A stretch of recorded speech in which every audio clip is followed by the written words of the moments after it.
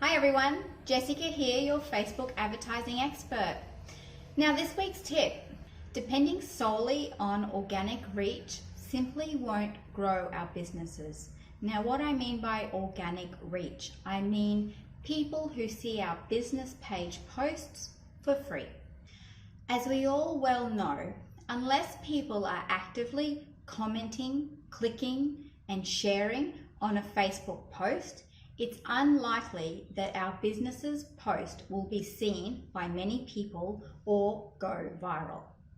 As local business owners, relying solely on organic reach won't grow our business, especially not in a hurry.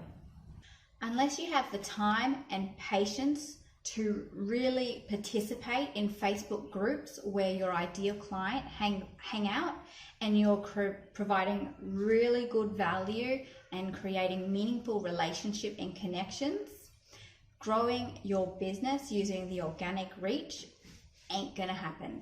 I'm sorry. Just like you and me, Facebook is a business and Facebook have the people that we want to show our ads to, so we have to pay for it.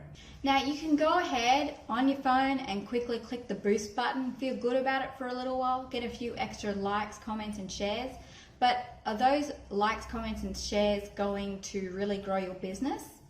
Not in a hurry, no. One major critical step that local businesses are missing is that they don't have a strategy to get people off Facebook and talking to them.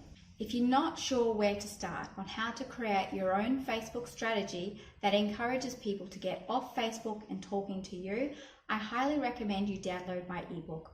It's called Mistakes Local Businesses Make and How to Avoid Them. The ebook goes through some key ideas to help you formulate a strategy of your own, and it also tells you what to avoid so you don't make the same mistakes as many people I have seen in the past make. So go ahead and download my ebook and get strategizing.